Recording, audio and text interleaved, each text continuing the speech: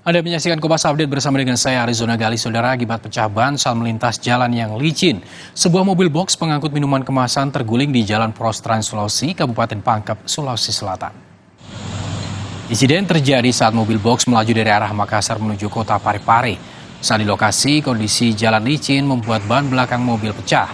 Akibatnya sopir hilang kendali dan truk oleng ke kanan hingga terguling ke badan jalan.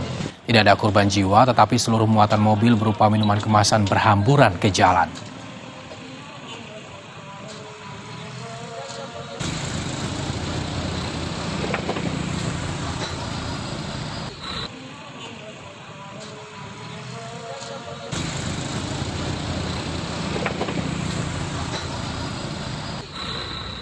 Demikian Kompas Update, saya Arizona Gali. Sampai jumpa.